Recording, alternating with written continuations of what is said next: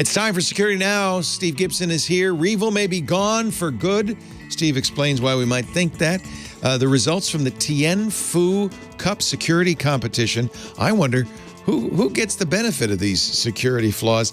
And then we'll expose, discuss, and break down a very clever Senior Day prank. It's all coming up next on Security Now. Podcasts you love. From people you trust. This is Twit. This is Security Now with Steve Gibson, episode 841, recorded Tuesday, October 19th, 2021. Minh Duong's epic Rickroll. Security Now is brought to you by Stripe. Whether you're an online or in-person retailer, software platform, marketplace, or subscriptions business, visit stripe.com to learn more about how Stripe can support your business today. And by Crowdstrike. Crowdstrike harnesses the power of every click, every action, and every ally to grow stronger and stop cyber threats before they can stop you. Join the fight and experience the power of Falcon Platform. Free today at crowdstrike.com/twit. And by Privacy.com. Privacy lets you buy things online using virtual cards instead of having to use your real ones, protecting your financial identity on the internet. Right now, new customers will automatically get $5 to spend on their first purchase. Go to privacy.com/security now to sign up now. It's time for Security Now, the show where we cover the latest news in security and privacy. And this guy's the guy looking over the top of his glasses askance at us. It's Steve Gibson from grc.com. Yo, Leo. How are you, Steve? Great to be with you again. I am good. Lots is going on. I have some good news to announce about SpinRite later on. Progress. But something that you caught wind of during last week's podcast was just, I dug into it further, and it was just too fun. Yeah. So this week's podcast, number 841 for October 19th, is titled Minh Duong's Epic Rickroll. This is an Illinois-based high school senior who got an idea. Now at the University of Illinois Urbana. So yes, and well, there's a whole bunch of really cool detail, which is, our particular audience will appreciate, like how he chose to use SSH rather than HTTP, and so forth. Like, we have the details of the hack. Nice. So we're going to talk about that. But of course, we're going to update first on various ongoing controversies surrounding Windows 11, catch up on the aftermath of last week's Patch Tuesday. We note that REvil's brief reappearance appears to have ended, perhaps this time forever. Oh. We'll talk about that. We examine, just for the record, the outcome of the big virtual 30-nation anti-ransomware meeting, where the invitations for China and Russia appear to have been lost in the mail. Don't know how that happened. Wonder why. Hello, why is there rectangle blank on that Zoom call? Anyway, we're going to look at the amazing results of this past weekend's Tianfu Cup 2021 hacking competition, which took place just last Saturday and Sunday in China, at the startling success, which has been sort of under the radar until just recently, last week, of a prolific botnet's clipboard hijacking module. We'll remind everybody what that's about. And at LinkedIn's decision to dramatically pare down its offerings in China as a result of a sort of a warning slap they got back in March. And then, after quickly sharing, as I said, Sunday's significant news about SpinRite, we're going to take a very fun and detailed look at the sophisticated senior prank orchestrated by Illinois' Minh Duong, who miraculously sidestepped his own arrest. Yeah, I like how, by the way, that's a good part of the story too. Yeah. This is going to be fun. I'm looking forward to it. Yeah. And of course, we do have also a fun picture of the week, which just came out of the queue because I thought, You get a We need to stack share of those this. by now every week, I bet, right? It's wonderful. Yeah, Yep, yeah. yep. All through his Twitter account. DMs are open at SGGRC. Our show today brought to you by, as you noted, a new sponsor for the show, and I'm glad to welcome him, but probably not a name unknown to any of our listeners, certainly not to you or me, Stripe. Stripe is the complete payments platform. Whether you're an online website, an in-person retailer, a software platform, a marketplace, or a subscriptions business, you want to know more about Stripe.com. We actually use Stripe. When you sign up for Club Twit, the payment system is Stripe. We are thrilled about that. We love it. It's absolutely seamless in accepting payments. We don't issue too many refunds, but when we do, it's very easy to do. We couldn't be happier, really. Stripe allows us to accept 135 different currencies and payment methods, very flexible for the end user. We focus on our business, making these shows. Stripe handles the part I don't want to handle, which is the business of payments and money movement. And it does it so well, it kind of, you don't notice, which is exactly what I want. I don't want to have to think about my payment system. Shopify uses Stripe. Twilio uses Stripe. Postmates uses Stripe to power their global payments. In fact, Stripe helped Postmates increase their authorization rates, meaning they were able to stop more fraudulent transactions from processing while at the same time allowing more legit transactions to go ahead. It made such a big difference. Postmates generated over $70 million in additional revenue in a 12-month period. And I'll tell you what, when I, as an end user, use a system, and was just using a system to try to buy that Pixel phone, and it knocks you out or it fails or it doesn't get authorized, I understand. A lot of times I don't go back. That's it, right? You've got a bird in hand and all of a sudden, they're gone. Not with Stripe. Increase your performance, your authorization rates, convert those transactions. Your conversion rate will improve, and your customers will be happy. With Stripe, you can easily optimize your payments infrastructure, simplify your expansion plans, create new revenue streams. All of it helps you grow and initiate change rather than having to react to it or fuss with a finicky system. Uptime, 5 nines, 99.999% API uptime. Stripe now handles, this is how I know, you've heard of it, 250 million plus API requests every single day. And the nice thing is Stripe is appropriate not just for the big businesses, the Fortune 500 companies, but for pre-seed startups. If you're just getting started, Stripe is a great choice. Once you've got it integrated, their single platform and world-class docs allow you to easily experiment, to scale and grow revenue, all within Stripe. Stripe is also invested in our Earth, and we always ask our sponsors to talk about this because I think it's so important.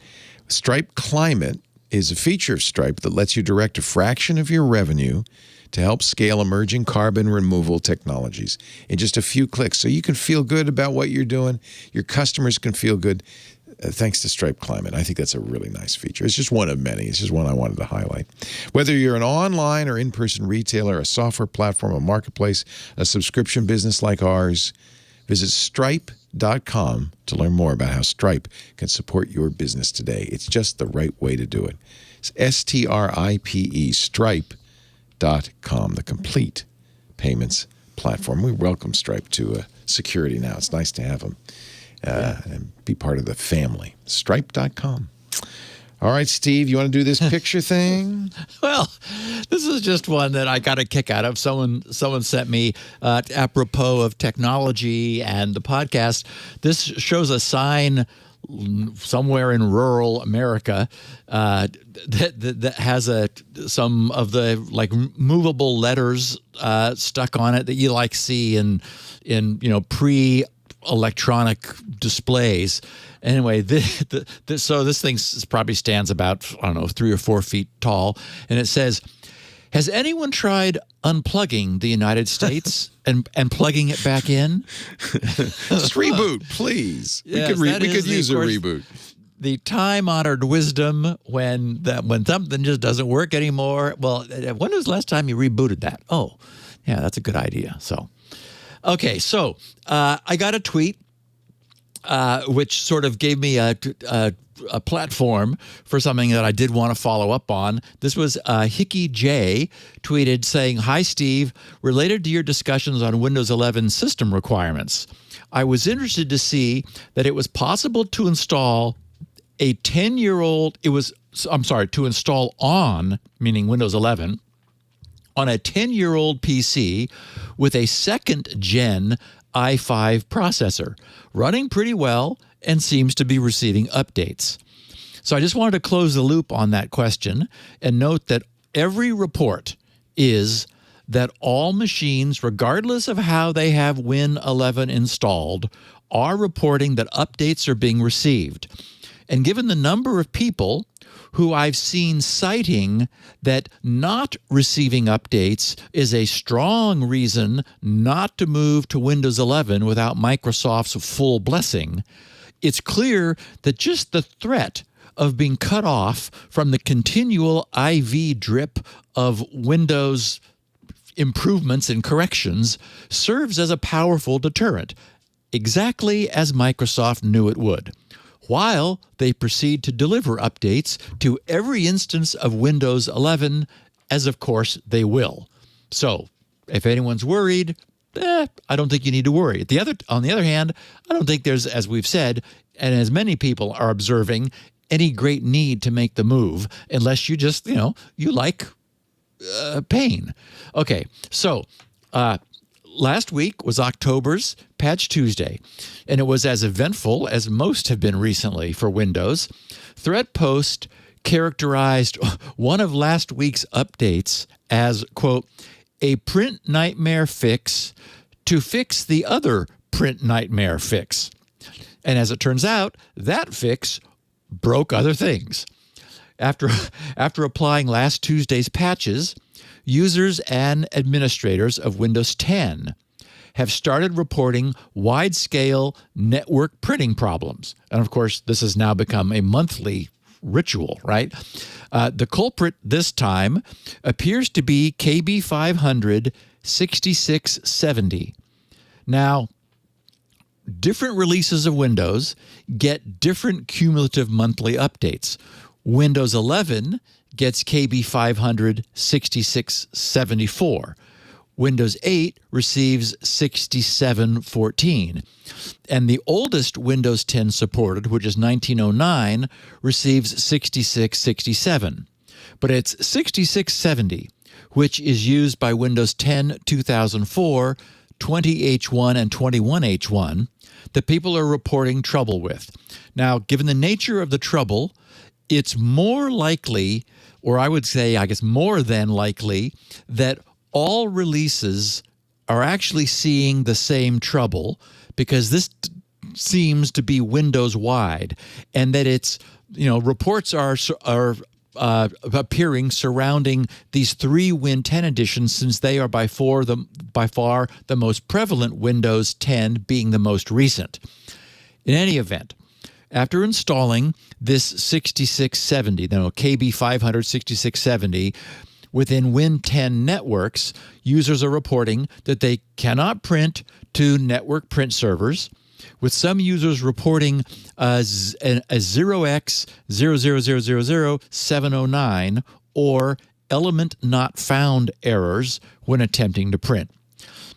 In online forums, Windows admins have been airing their frustration with the continual printing bugs and have come to a unanimous conclusion. Uninstalling last week's updates solves the problem. And as we know, ever since July, following the PrintNightmare flaws first becoming public in June, although Microsoft was, as we know, was informed of them back in March, Microsoft has been scrambling and releasing a stream of what appear to be half-baked security updates intended to fix the various PrintNightmare vulnerabilities as quickly as they can, because these are being exploited in the wild, and some of them have been in Windows Print Spooler.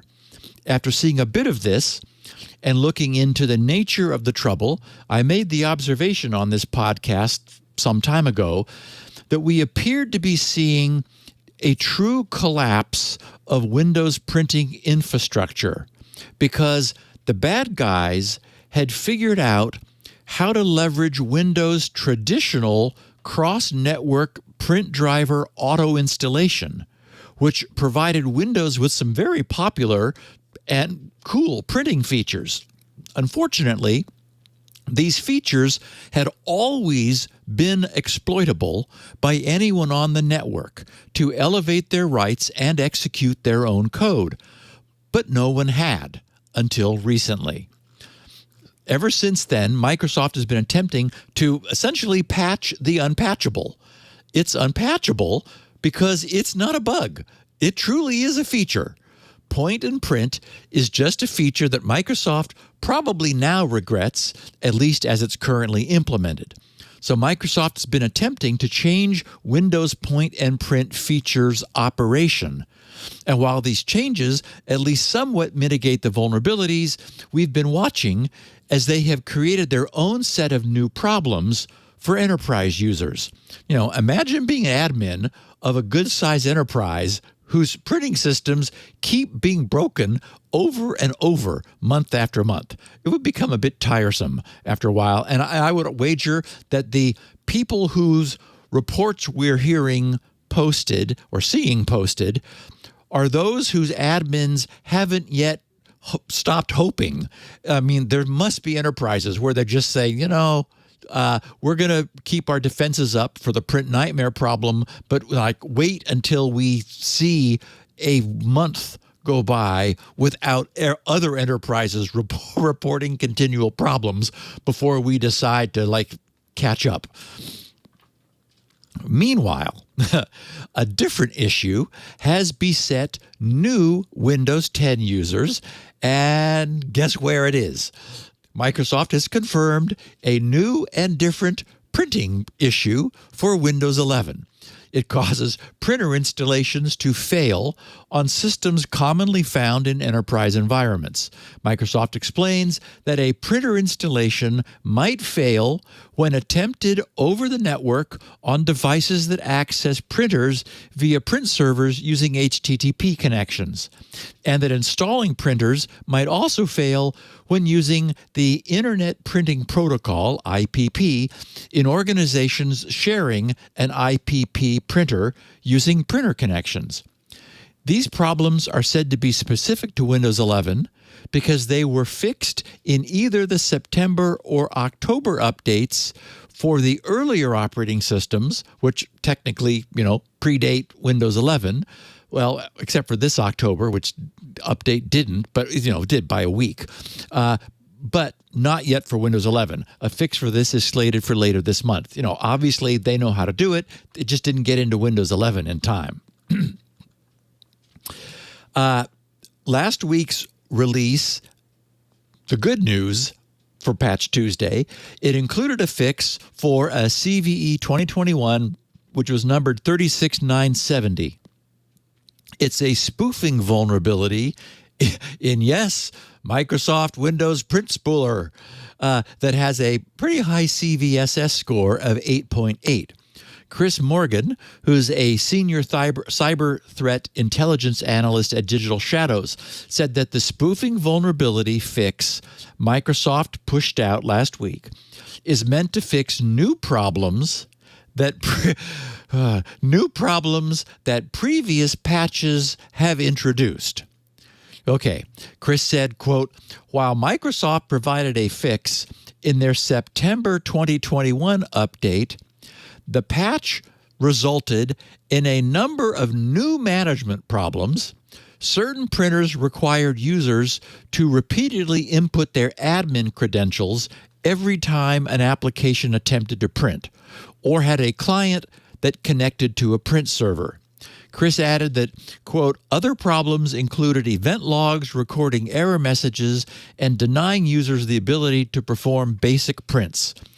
As a result, many users skipped the update due to its operational impact, which is putting it kindly, ultimately leaving the risk posed by PrintNightmare in place rather than having been fixed. So it appears that Windows printing remains tangled. We'll check back next month, see how they're doing. The best news is that none of this affects typical end users who typically just have, local printing environments that have never had any of these problems. On the other hand, Microsoft's enterprise customers are obviously where they're keeping their focus. So a critical remote code execution, a baddie, affecting Word, Office, and SharePoint was fixed also last week. That's CVE 2021-40486. And RCE, which affects, as I said, Word, Office, and some versions of SharePoint Server, which can be exploited via their preview pane. The vulnerability is reportedly not completely new to Microsoft, with several other very similar related CVEs documented earlier this year. So it sounds as though this might have been another of these recent cases of a partial quick fix that didn't repair the underlying problem, which persisted. The vulnerability has worried security experts because the attack has very low complexity, meaning very easy to do and get done, merely requiring a user to open a specially crafted file, either received by email or via a website, and if from a website, either hosted by the attacker themselves or through a compromised website that accepts or hosts user-provided content. So if you can get this thing to be shown somehow, that's enough. An attacker who successfully exploits the vulnerability may use it to perform actions in the context of the current user. So the code in the opened file would take actions on behalf of the logged-in user under the same permissions as that user. This doesn't give them admin access, but as we know, that's where attacks begin, not where they end.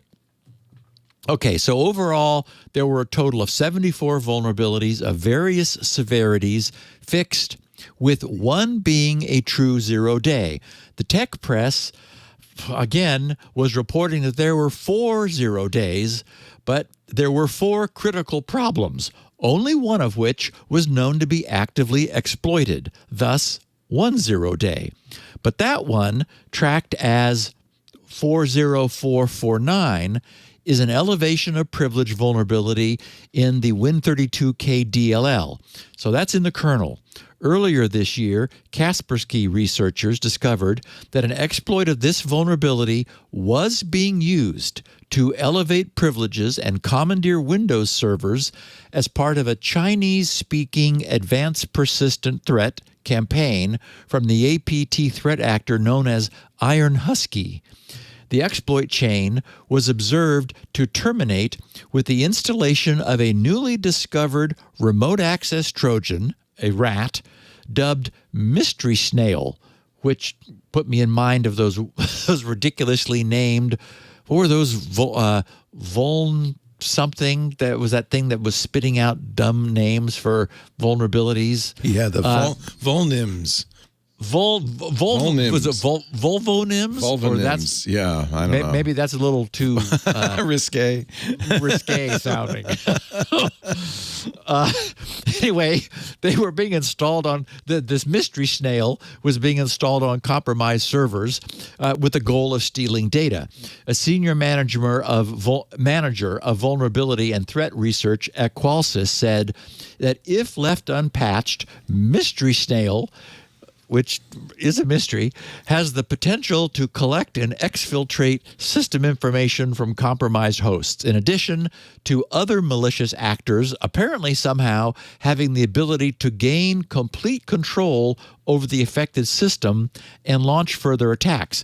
I think that quote was a little confused because the other malicious actors are probably those who might also use this the Win32 sys DLL vulnerability, not others who could somehow jump on the, I don't want to say the tail of the MysterySnail, but there it is. So even though Microsoft appears to be chasing their tail with printing, other good things are being fixed, so yay. In a little bit of ransomware news, REvil may finally actually be gone for good. REvil the REvil gang has once again shut themselves down, this for the second time, but if we're to believe its new leader, this is it. In a message posted on an underground Russian language hacking forum, which was translated into English for the rest of us, the group's new leader, who uses the handle numeric 0_NEDAY, which I guess you're supposed to see as one day, even though it leads with a 0, so I guess that's supposed to be clever. Anyway, we'll call him One Day, posted that they lost control over their Tor-based domains. And of course, that ain't supposed to happen. As we know, the group shut down without any notice previously for the first time on July 13th this year, coincident with one of their affiliates having attacked Kaseya's servers over the 4th of July U.S. holiday weekend and hitting thousands of businesses, thus being called the largest set of ransomware attacks in history, which, not surprisingly, drew a great deal of unwanted attention. Later, we learned that the decision to shut down operations was taken by the group's then leader, known as the 4 uppercase initials UNKN, I guess thus pronounced unknown, who took down servers and disappeared. He absconded with the group's finances, which left them unable to pay many of their affiliates, which are other groups who are helping REvil execute attacks and splitting the profits, as we know. Okay, so then early last month, the group minus unknown made a formal return using the same name REvil to prove they were the same group as before. This new REvil incarnation, really just a, turn things back on version of the previous one, restored all of their former Tor-hosted portals, such as their victim payment extortion portal and their data leak site. As soon as they returned, the group's members began launching new attacks, and we talked about the return of REvil. But last Sunday, 2 days ago, in a series of messages spotted by an analyst who's with Recorded Future, the group's new admin, that guy calling himself One Day, said that a third party had compromised their Tor-based portal. He posted, quote, and this is the English translation, "The server was compromised and they were looking for me," he said. Quote, "To be precise, they deleted the path to my hidden service in the Tor RC file and raised their own so that I would go there." Yeah. So wouldn't they have to have access, physical access to the machine, or at least yes, to change that RC file, they'd have to be in there. It's a big deal. So One Day was saying that someone had created a clone of the legitimate REvil Tor backend panel in the hopes of luring him and then catching him. And that was enough. Already things were not going well for the REvil gang, as they were still dealing with the fallout following their July shutdown and the theft of the affiliate funds. Several affiliates were still trying to recover funds stolen by the unknown guy, and the group's developers were also accused of hiding a back door inside their code. The back door allegedly allowed the REvil admins to provide decryption keys to victims directly, thus cutting the affiliates out of the loop, and both for negotiations and payment. So basically their cred was in trouble, since the cyber criminal underworld is primarily driven, such as it is, by reputation and trust. What was that about honor among thieves? This may have been inevitable, with the writing already being on the wall for what One Day decided to do. now declaring that he has shut down the operation permanently, rather than deal with the gang's ever-increasing reputational trouble, which probably became unsurvivable. The recorded future analyst who did the decryption of the posting told The Record, quote, "I really hope we just witnessed an offensive operation by the U.S. government. That's how you deal with cyber criminals, using their own methods against them. Release the hounds." So It does sound like it might be law enforcement that was setting up a trap, right? Yes, I think, we've seen with things like, surprising removals of cryptocurrency from wallets, which isn't supposed to be possible. It's certainly not easy. I don't think our government would claim to do something that it didn't do. And the FBI clearly stated that they recovered, unquote, recovered funds from that were tied to the Kaseya attacks. So those were REvil and or affiliate funds. So good. I hope it was. Yeah. Be nice to know that we can do something about this stuff. Yes, that we're not entirely, incapable, and which brings us perfectly to this next thing I want to talk about, which is this meeting. This virtual 30-country meeting, which was held, where representatives from the U.S., the EU, and 30 other countries, so 32, have pledged to mitigate the risk of ransomware and harden the financial system from exploitation with the goal of disrupting the ecosystem, calling it, quote, that is the ransomware attack problem, an escalating global security threat with serious economic and security consequences. Now, I'm not a big fan of bureaucracy. I'm highly skeptical about whether anything can have any measurable effect, though, it does sound like the behind the scenes sort of stuff we can do might be useful. But of course, we're all living on top of bureaucracies, so it has to do something too. I wanted to quickly share what was produced and the nature of the saber rattling.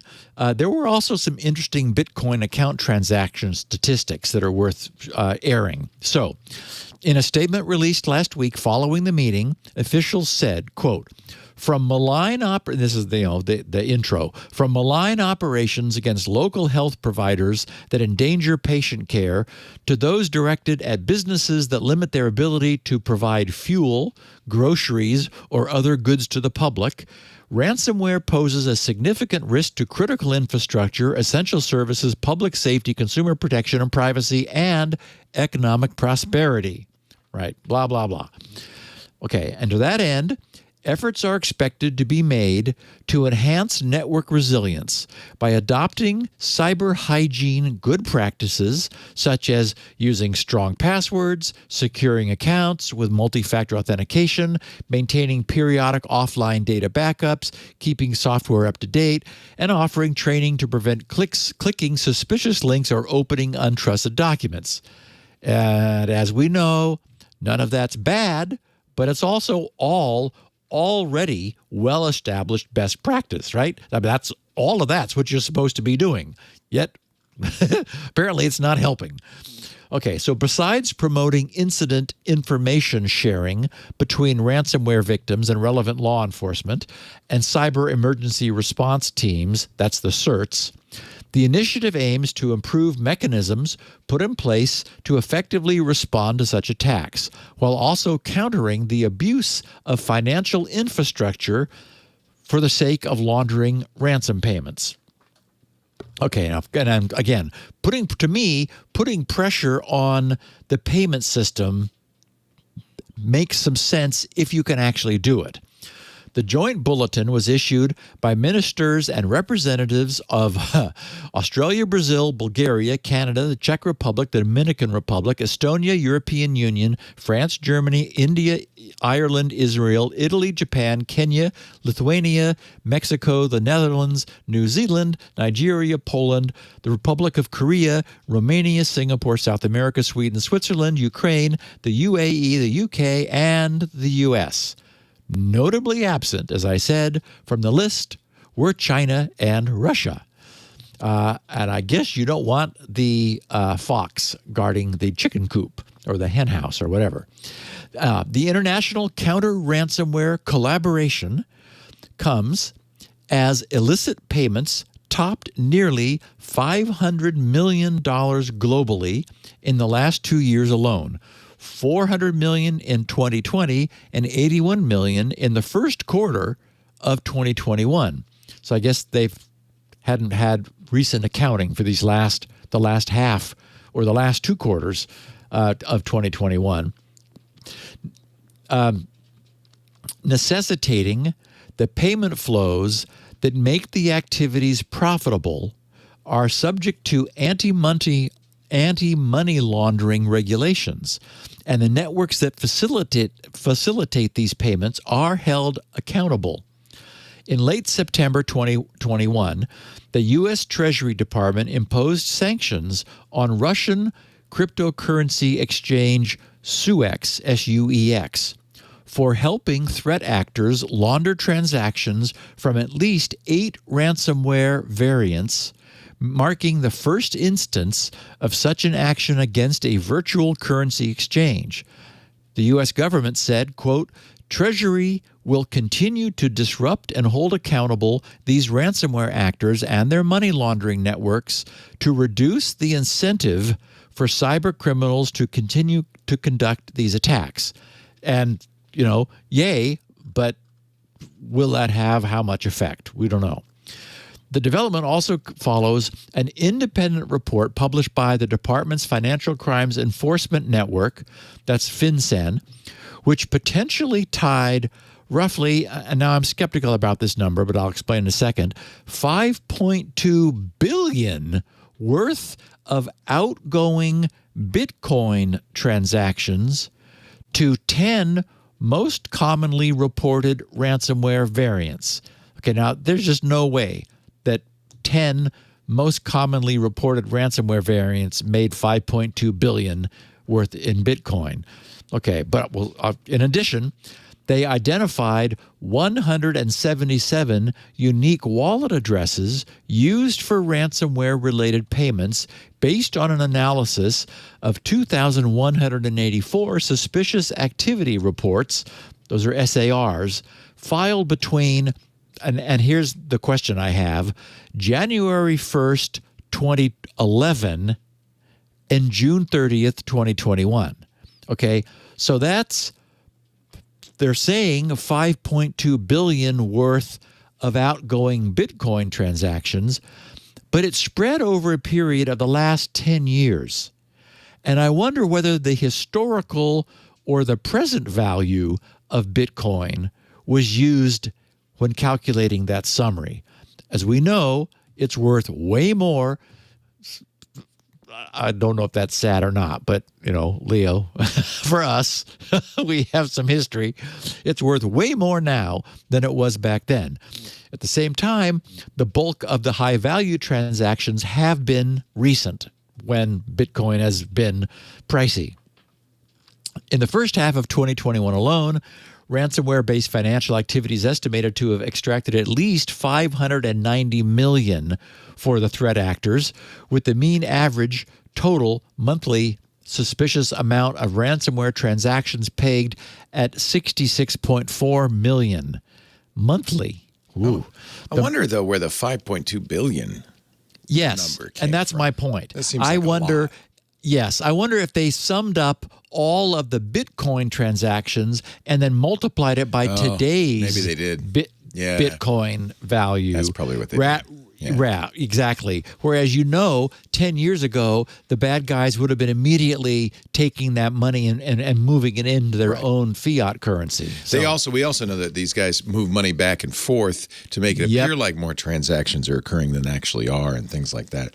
It's Right. It's a long-standing law enforcement tradition. You stack 100 bricks of heroin on the table, and you say, Then turn the cameras on. Street value $38 trillion, right there, right there. yeah. That's So anyway, I'm glad they did it. Yes, I am too. The most commonly reported variants are REvil. Of course, now we think DOA. Or RIP, I guess. And that, of course, was the Sodino Kibi software that was really well engineered. But, maybe the software will reappear under a new guise. I mean, again, we know that there's been this suspicion that ransomware campaigns or gangs rebrand themselves and return. So, and we've seen clear signs of differently named gangs clearly using ransomware that looked suspiciously similar to previously shut down ware. So, yeah, I wouldn't be at all surprised if some future version of Sodino Kibi returns with some, new actor's name on it.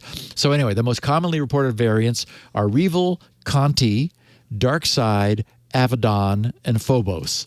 All that we've touched on in the past here. The Counter Ransomware Initiative, the CRI, and crying is what people are doing, hopes to drain their funding and take down their operations by disrupting the group's funding channels. And that seems to be the Achilles heel, such as to whatever degree there actually is one. Quote, they said, "We acknowledge that uneven," and this is interesting, uneven global implementation of the standards of the Financial Action Task Force to virtual assets and virtual asset service providers creates, in other words, you can take your money to China or Russia and cash it in there, creates an environment permissive to jurisdictional arbitrage by malicious actors seeking platforms to move illicit proceeds without being subject to appropriate anti-money laundering and other obligations. We are dedicated to enhancing our efforts to disrupt the ransomware business model and associated money laundering activities, including through ensuring our national AML, that's the anti-money laundering frameworks, effectively identify and mitigate risks associated with VASPs. And those are the virtual asset service providers. Oh, we like our acronyms. And related activities. Okay, so the efforts to disrupt ransomware groups' abuse of cryptocurrency will include regulators, financial intelligence units, and law enforcement regulating, supervising, investigating, and taking action against virtual asset exploitation. And so, yes, we now know without question that there is somewhere at some one or multiple locations within the U.S. federal government someone actively tracking the Bitcoin blockchain, looking at each new update to the blockchain, looking at what the blockchain ledger reports funds having come in and gone out, and then figuring out what it means. That's happening without question. And they said, quote, "We will also seek out ways to cooperate with the virtual asset industry to enhance ransom-related information sharing." Reading between the lines there, they're going to bring them all into the fold and say, okay, look, guys, we know you're not bad guys, but we need you to help us, with these SARs, these suspicious activity reports. Oh, and the statement noted, quote, "Financial institutions play an important role in protecting the U.S. financial system from ransomware-related threats through compliance with BSA obligations. Financial institutions should determine if a SAR, a suspicious activity report, filing is required or appropriate when dealing with a ransomware incident, including ransomware-related payments made by financial institutions that are victims of ransomware.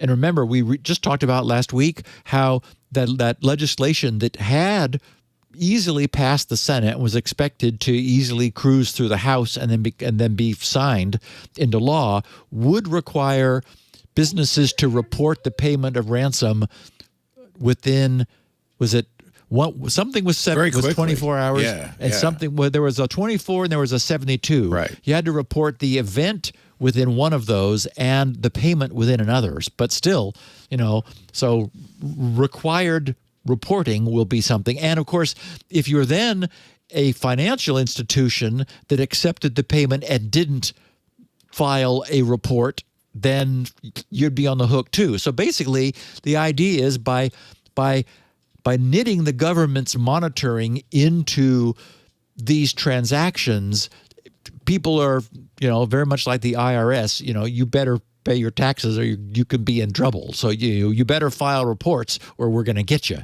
So anyway, who knows what'll happen? We've observed that the ransomware scourge has largely been enabled by the existence of a means of securely transferring payment anonymously and nearly untraceably. So attacking that payment chain to whatever degree is possible might at least have some hope for success. But I doubt that telling potential victims to alter their behavior, right? Like, oh, don't click those links. We told them already, and they still did. Have any discernible long-term effect. There are just too many potential fish already in the internet sea. So lots of victims and targets. And Leo, I'm a victim of great thirst, dehydration. Deep dehydration. Have a drink. Everybody drink when you hear Steve say, "Let's drink." Of course, it's just water, but you could. You know what? You could also have caffeine. That'd be allowed too. Yeah, it's good. I'm drinking a nice cup of coffee. Our show today brought to you by Crowdstrike. There's a big tech story today about Crowdstrike. It's really interesting what Crowdstrike does. In effect, they're monitoring the internet for us all. And so as a result, you see regular stories in security news about Crowdstrike finding this or that effort going on and so forth. The real reason Crowdstrike does it is not for headlines, but to help their customers, to help you. You hear us talk about ransomware. Honestly, if you're a business and you listen, you're an IT person or you're a business owner and you're listening to this show, it strikes chills, doesn't it? It's like, oh God, when are they coming for me? And then you have to decide, do I pay? Do I contribute to those, the coffers? Or do I just say, oh, well, and start over? Well, there is a third option. Defeat your adversaries before the fight even starts. I think it's pretty obvious that's the only reasonable option. But how do you do it with Crowdstrike? You're not alone in the battle against ransomware. A secure future demands a shared defense. And this is what Crowdstrike innovated, and I think it's brilliant. They call it their Falcon platform. Crowdstrike's Falcon platform. It uses the threat graph. You've heard of the social graph and the knowledge graph. The threat graph collects signals from Crowdstrike users all over the world to analyze what's going on right now on the internet. 1 trillion signals a day, 7 trillion a week. With all that information, they have their finger, in effect, on the pulse of the internet. Your devices, your servers, your cloud workloads. It is a brilliant idea. Their security platform delivers the industry's most powerful set of tools to fight today's most sophisticated cyber attacks, all delivered through the cloud with a lightweight, intelligent agent. And I have to say, I love that, too. Crowdstrike harnesses the power of every click, every action, every ally to grow stronger and to stop cyber threats before they can stop you. Their Falcon complete platform is literally stopping breaches every hour of the day. They use all the techniques known to man, including, and woman, including expert management, threat hunting, monitoring, remediation, and it's backed by CrowdStrike's breach prevention warranty. I love this. Now you know this is a company that's confident in what they do. For Falcon Complete managed customers, you'll get a warranty covering up to $1 million in the event of a breach. It's CrowdStrike's breach prevention warranty. Some terms and conditions, of course, apply. It's really quite brilliant. I, a couple of days ago, talked. Let me see if I'm looking for this clip. I talked with the CTO of CrowdStrike, Michael Santonis, and he was really interesting. And of course, the first thing I wanted to know from him was how does this all work? About what makes CrowdStrike unique. I think what makes us unique is we've always tried to stay true to our mission to stop breaches, and today it's never been more relevant. When CrowdStrike was founded a decade ago, organizations and governments were being breached, and technology that they were using was not protecting them. So our goal was to build the fundamentals that organizations need to defend themselves and to stop breaches. And that is everything that we focus on. We focus on the customer, we focus on stopping breaches, and we make sure that we continually innovate to stay ahead of the threat for the benefit of our customers. Really smart guy. I was very impressed. This is an amazing company. Forrester says, I love this, they did a study, Falcon Complete delivers 403% ROI. That's amazing. 403% return on investment, and I'll add 100% confidence. That's a nice feeling to know that you're safe. Gartner's Magic Quadrant named CrowdStrike a leader for endpoint protection in 2021. This is a company you need to pay attention to, and if I were you, if you're running a business, you might want to check out. Join the fight. Experience the power of Falcon Platform free right now. Crowdstrike.com/twit.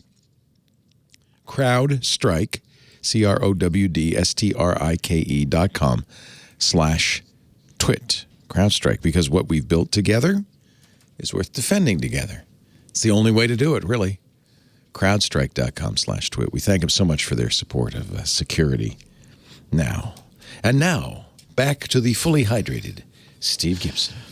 Well, we have a lot of fun on this podcast, taking a look at the hacking competitions that occur periodically. I always enjoy these, yeah. In our industry. Yeah, they are fun. So just this past weekend, this last Saturday and Sunday, the Tianfu Cup 2021 competition occurred. In that competition, Windows 10, iOS 15, yes, 15, just still got the paint still drying. Google Chrome, Apple Safari, not surprisingly, Exchange Server, and Ubuntu 20 were all successfully hacked, among others. They were broken into and compromised using original, never-before-seen exploits during this just completed 2021 Tianfu Cup. It's the fourth edition of the International Cybersecurity Contest being held in Chengdu, China. The competition's targets included Chrome, running on Windows 10 21H1, Apple Safari running on MacBook Pro, Adobe PDF Reader, pick your platform, Docker CE, Ubuntu 20 and CentOS 8, Exchange Server 2019, Windows 10, VMware Workstation, VMware ESXi, Parallels Desktop, iPhone 13 Pro running iOS 15, domestic mobile phones running Android, QEMU VM, the Synology DS220J disk station for some reason, and also the Asus RT AX56U router. Our longtime listeners will recall that this Chinese version of Pwn to Own was started 3 years ago in 2018 after the Chinese government regulations barred their wonderfully competent and capable homegrown security researchers from participating in international hacking competitions due to national security concerns as it was said.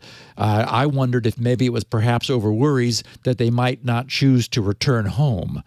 In any event, Chinese security researchers took home, over the weekend, $1.88 million. Wow. Yes. Now I know why people participate in these. Yeah. After competing and hacking over the past weekend, as I said, the grand winners were researchers from the Chinese security firm Kunlun Lab, who took home $654,500, which was a third of that total purse of $1.88 million. Okay, so back in July, the organizers of the competition announced a series of targets, and that is those I just listed, and participants had until last weekend to target and prepare exploits that they would execute on the devices provided by the organizers on the contest stage. Each team had 3 5-minute attempts to run their exploits, and they could register to hack multiple devices if they wish to increase their winnings. Overall, there were 16 possible targets, and 11 participants mounted successful exploits against 13 of those 16. That is successful, right? Hacked 13 of those 16, with the exception being the 3 that weren't: that Synology DS220J NAS, a Xiaomi 11 smartphone, and an unnamed Chinese electric vehicle, which for some reason no one elected to target. Maybe they just, didn't have them, or who knows. Anyway, attacks were successfully mounted against every other target. Windows 10, and I should say not just once, often, Windows 10 was hacked 5 times, 5 different ways. Yeah. I'm sure once was through the printer, but okay, go ahead. Boy, yes. Adobe PDF Reader 4 times. Mm-hmm. Ubuntu 20 4 times. Wow. Parallels VM thrice. iOS 15 also 3 times. Apple Safari twice. Chrome twice. That Asus AX56U router twice. Whoops. I hope it wasn't a remote attack. Docker CE once. VMware ESXi once. VMware Workstation once. QEMU VM once. And Microsoft Exchange Server once. Most of the exploits were privilege escalation and remote execution bugs. In other words, the things an attacker would want. 2 of the exploits presented stood out. The first was a 0-click, 0-interaction remote code execution attack against a fully patched iOS 15 on the latest iPhone 13. Yow. 0-click, 0-interaction. Complete remote code execution and takeover. Now, I'm just glad they saved it and didn't sell it to the NSO group. I mean, that's the good news. I presume this is like Pwn to Own, where if you win and you use an exploit, you then give it to the company to fix, right? Yes. You don't, so that's good. Yes. Ooh. And since they could have made millions happened, from NSO groups, so. That's right. Yeah. Since this was just Saturday and Sunday, it isn't incorporated in any of our current, iOS 0.0.2, iOS 15.0.2. The second was a simple 2-step remote, 2-step, do-si-do, remote code execution chain against Chrome, which is something we've not seen in any hacking competition in years. So, there are things that you can get Chrome to do. And, as we know, Chrome's, what was it, 14, I think? Or maybe it was a baker's dozen, I don't remember, of problems so far this year in Chrome. 0 days. But this one was a bad remote code execution that was simple to do. There were also 2 competition-related tweets that were noteworthy. One tweet was, quote, "The iPhone 13 Pro Safari escaped from prison remotely." And Cheyenne Pangu won the highest single bonus of $300,000 in history for that one. And again, look at what you get for a highly desirable target with a highly exploitable exploit. An chain. iPhone no-click, I mean, millions and millions, right? I mean, you'd be a lot of bidders going for that one. Yeah. Yes. Wow. And second tweet, quote, first confirmed entry for day one of Tianfu Cup, Kunlun Lab pwned Google Chrome to get Windows system kernel level privilege with only 2 bugs. First time since 2015. So, and something interesting about this. Aside from the competition, many Western eyes were on this year's contest for another reason. One of the iOS exploits showcased at last year's competition was used in a cyber espionage campaign carried out by the Beijing regime against its Uyghur population. Now, even though this is a Chinese competition, I am hoping the Tianfu Cup doesn't supply the CCP with these exploits. Oh, God, that would be terrible. It doesn't. It can't. It could be parallel discovery, but it is the case that an exploit that did appear in last year's competition was being used against the Uyghurs. So that observation has reinforced the belief among Western security experts that Beijing may have forbidden Chinese security researchers from participating in hacking contests held abroad in order to better harness their exploit creating capabilities for their own purposes. Yeah, this is held in Chengdu. Yeah. Wow. Yikes. Yeah. Okay. We've talked about clipboard hijacking, the process whereby malware waits patiently in a system in the background, silently pinging the system-wide clipboard, looking for the sudden appearance of a valid cryptocurrency wallet address.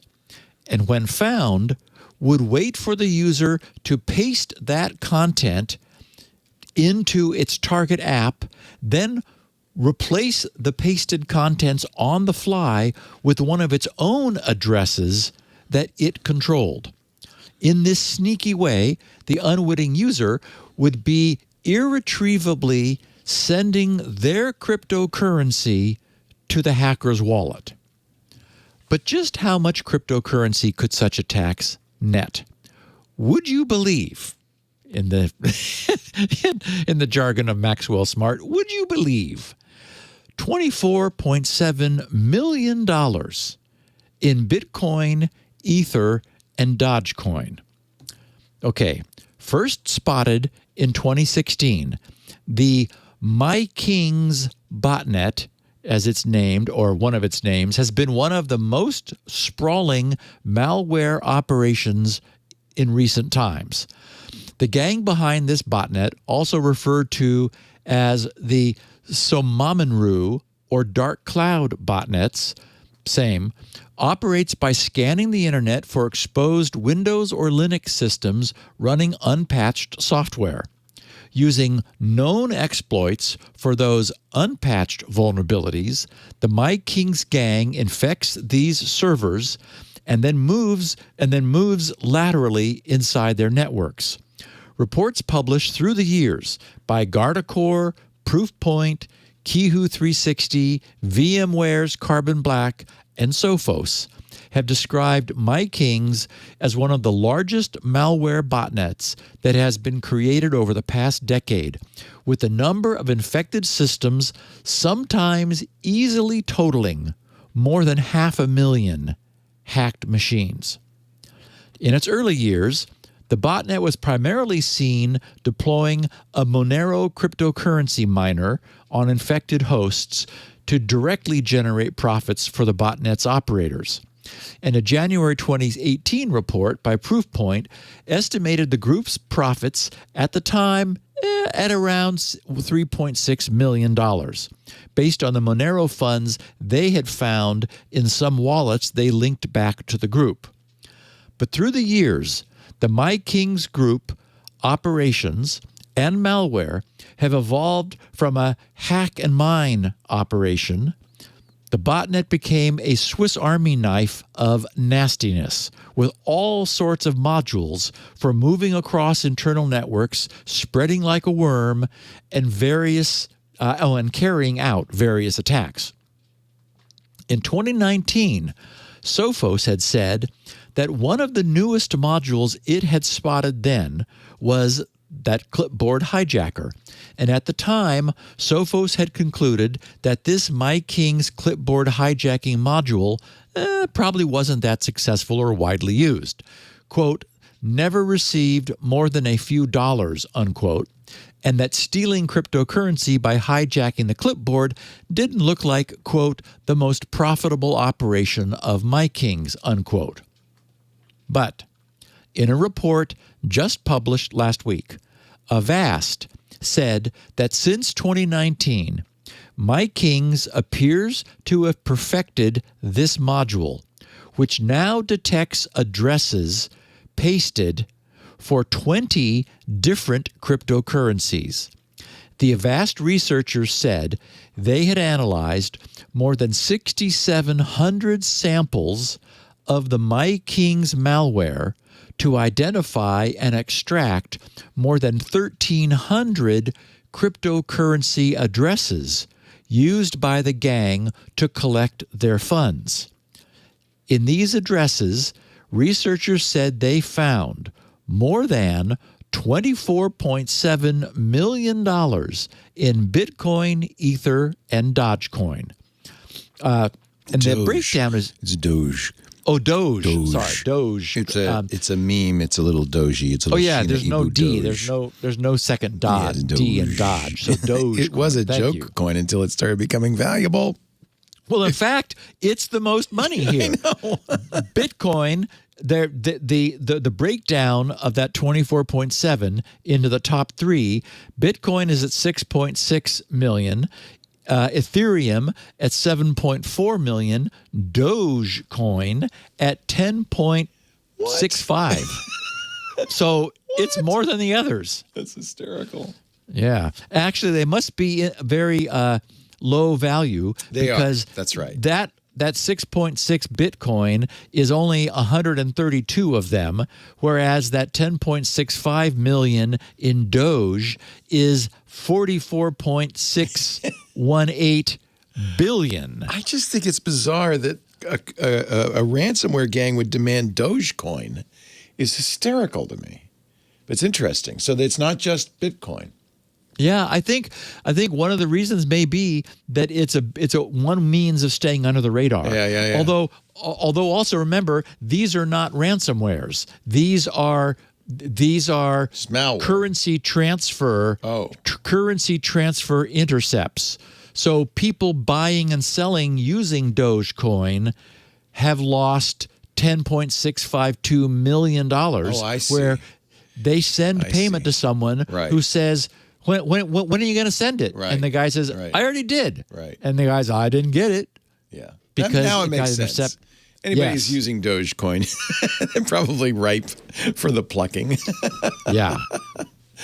So, and what's interesting is that Avast used their AV network to collect these 6,700 samples of malware. So they have a great perspective into what's going on. The Avast researchers said, quote, we can safely assume that this number is in reality higher because the totals we show consist of money gained in only 3 cryptocurrencies from the more than 20 in total being used by the malware.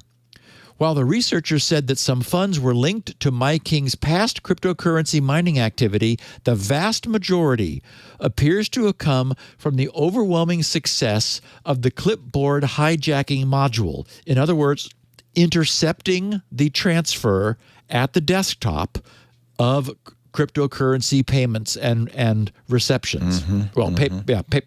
Payments, aimed at someone, changing the destination wallet. And, we use cut and paste because who can type that? Of course you're going to use your wallet in order to, copy and paste that into a destination field. So, at that point, the malware says, aha, and changes it. Avast said that since the beginning of 2020, its own AV software had detected and flagged MyKing's malware attacks on more than 144,000 computers. So it's a widespread malware. And I forgot to put in the show notes, but everybody, the takeaway is be careful. If you're actively transacting in cryptocurrency, make sure you don't have a nasty sitting quietly in your machine, playing gotcha. Anyway, but since the users of their AV represent a small fraction of all users, the number of systems attacked is certainly higher. And there's probably a lot of these transactions that Avast was not privy to. As a result of these just published findings, malware analysts have completely changed how they are viewing this botnet. With the ability to carry out large-scale exploitation attacks, a way to profit from their operations, a large number of infected hosts, and the ability to download and run any additional payload the MyKing's operators may wish, the botnet has now established itself, that is the MyKing's botnet, as one of the most dangerous malware operations going today. So I wanted to put it on all of our listeners' radar. LinkedIn is going to dramatically pare down its offering in China. They have for some time been the only major American social network allowed to still operate in China. But last Thursday, as we know, Microsoft bought them. Microsoft-owned company announced that it would be dramatically slimming down its operation, and that until recently, it will be slimming down its operation, that it will be temporarily pulling up stakes and shuttering its platform until it comes back with something else. LinkedIn said that, quote, significantly more challenging operating environment and greater compliance requirements by Beijing's authorities were behind the decision. Other social media services, as we know, like Twitter and Facebook, have been blocked in China for years. Those companies' inability to control what's posted on their sites disqualified them for their presence in China. And until now, LinkedIn had been able to maintain its presence only because it was censoring many of the posts being made by its users. They said, while we found success in helping Chinese members find jobs and economic opportunity, we have not found that same level of success in the more social aspects of sharing and staying informed. Even so, LinkedIn ran afoul of Chinese internet content regulators in March when China's internet watchdog, the Cyberspace Administration of China, the CAC, warned LinkedIn that it was failing to control what CAC saw as objectionable political content. The regulator told LinkedIn it had to do better. In response, the company wrote a kind of self-criticism and filed it with the CAC. Around the same time, the company announced publicly that it would temporarily suspend new signups. And in their statement yesterday, LinkedIn made clear that while it was trying to abide by local regulations, in the end, doing so became too much.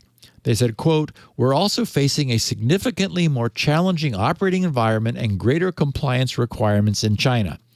And as I said, LinkedIn is not abandoning China completely. The company said it will eventually offer its 50 million Chinese members a slimmed-down version of the platform, basically an app focused just on job listings. Chinese users will not be able to share or comment on posts, which has been a key social media feature of LinkedIn's platform everywhere else. In 2014, when LinkedIn began working in China, it said it was a global platform, quote, with an obligation to respect the laws that apply to us, including adhering to Chinese government regulations for our localized version of LinkedIn in China. The company even sold a stake of its Chinese operation to local venture capital partners and said it would be able to abide by local law by using software algorithms and human reviewers to make sure posts did not offend Beijing. But apparently that was insufficient. So it'll just be a shadow of its normal offerings.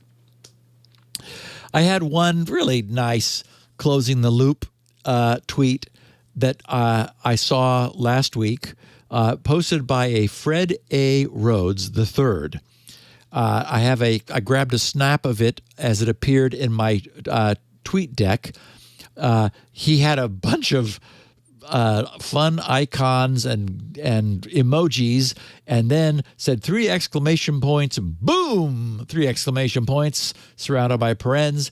He said, anybody out there that deals with MS Windows and hard drives at SGGRC, parens, Gibson Research Corporation, and his pound insanely, pound awesome, pound spinright, pound software. He was very happy. Point. He was quite happy. He says, it's a must-have, 3 exclamation points, saved my, and then we have the bacon emoji again. And let's see, 1, 2, 3, 4, 5, 6, looks like 7 exclamation points. Then the peace symbol, smiley face with dark glasses, and a thumbs up. Anyway, I publicly replied, thanking him for his posting, to which he replied, every time I run into PC geeks, I always tell them about your software and why they need it. It has superpowers that I've never experienced from any other software. So, Fred, thank you for giving me a perfect lead into my SpinRite update. Yesterday, actually now it's Sunday. I wrote this yesterday. So Sunday, I posted the 4th pre-release of SpinRite to the GRC SpinRite.dev newsgroup. The gang there has been having a field day running it on all of their multiple PCs and reporting their results. I have a punch list of things to fix as a result, and I have an idea, actually, for a cool new surprise feature I haven't even told them about, which will appear on the benchmark's conclusion screen. So I'll be working to get everything resolved and running before I move forward again. This is a key juncture because everything from here on out builds upon this foundation that we're now working to make bulletproof. In other words, there isn't anything else that can go wrong once a descendant of this 4th release is running for everyone on all their hardware. And actually, it looks like I broke something that was running at the end of the 3rd release, the 3rd pre-release, which no longer works. So like when the problems are being reported, they'll run it on the last of the 3rd pre-release where it works. So, and I did that was at the end of April. So there's been a lot of time, and I've done a lot of rewriting. There was a lot of things I changed. I thought I was making things better, probably was, but I broke something. And it looks like it's around an Intel chipset on Lenovo laptops. So I've got plenty of those around here. I just didn't try it. So I'll do that. I'll fix that. And I think we're going to be in good shape. Anyway, what we're doing is locating all of their systems controllers wherever they are and all of the drives attached to each one.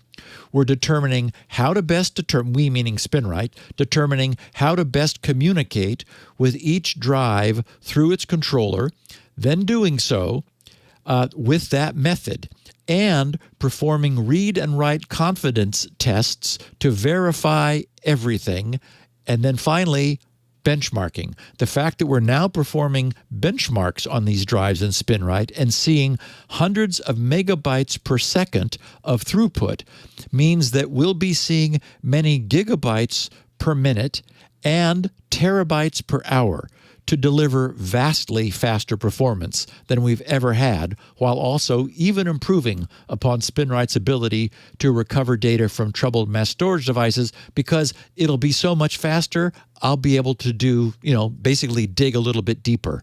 So, yay. Yay, yay, yay. And thank you for everybody for your ongoing support of this work. I really appreciate it. Get your copy. Go to grc.com. Get yourself a here's copy. my water. You know what's going to happen next. You're almost out of that gallon jug. You better get some more water in there. And then we're going to have a lot of fun talking about Minh Duong's epic Rickroll. Never gonna give you up. It's coming up in just a little bit. I want to talk about our sponsor, privacy.com. You know I've talked about this before. The perfect example of how I use privacy.com.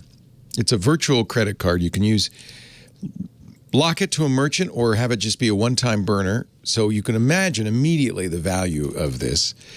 But it's also, there's some really other nice features, like it's very easy to share it without texting. It always used to make me nervous to text a credit card number, expiration date, and security number. That seems like a very, or even emailing, risky thing to do. You can actually share, you can create a credit card, share it with somebody just with a click. They can get that without joining privacy.com. They can get that. So I'll give you a good example. My mom, 88 years old, she said, I'm tired of cooking. I said, Mom, let me buy you dinner. In fact, let me buy you any dinner from now on that you're in the mood to go out. I sent her a privacy credit card, and I explained this to her. I said, now, as soon as you attach this to whatever service you're going to use, Uber Eats or DoorDash or whatever, it's going to only be usable on that. If you want to use a different service, let me know. I'll send you another privacy card. She said, fine. And now I see it. I get a little notification whenever she buys dinner. I love it. I just love it. Did the same thing. She said, I want to watch Billions, but I don't have a Showtime account. I said, Mom, let me give you a credit card. Put this on your Apple account. I'll buy whatever you need on your Apple card. Now, on this card. And now the nice thing about this privacy card is it's attached to that Apple card, that Apple account. It's attached to that DoorDash account. It can't be used by anybody else ever. It's secure. It's safe. And if ever I get tired of sending my mom money, which I will not, Mom, I promise. But if I ever get tired of buying you dinner, it's a simple thing to pause or even delete the card entirely. And that's that. In fact, that's one of the reasons I love a privacy card. I do it for all my internet subscriptions because, you subscribe to something and sometimes it's complicated to figure out how to cancel the subscription. I had a gym that continued to charge me for training appointments that I wasn't using for months. My regular credit card said, yeah, never, you waited too long. Sorry, you're out the money. With privacy, I push the pause button. It's done. It's done. I love privacy. And by generating virtual card numbers for every card, privacy, and this is really important, masks your real bank information. So it gives you privacy, absolutely, no matter where you're using a credit card. You attach your privacy card to your ATM card or your debit card or your account directly. So it's not a charge card. You're not going to be able to pay it over time or anything like that. It comes right out of your bank account. But other than that, it's fantastic. To the merchant, it looks like a standard credit card. I've never had any trouble with this. It's just a great idea. Merchant cards or single-use cards, burner cards, the merchant card can be used again and again. Although another nice feature, you can set a limit per charge or you can set a limit per month or year, so you can totally control it. And the burners just immediately get destroyed if they're used just once. I don't buy anything online with a regular credit card. I use privacy for everything. I love the ability to control subscriptions and recurring payments, so I'm never accidentally billed twice or upgraded to a service without my permission. Setting that spending limit means they can't overcharge you.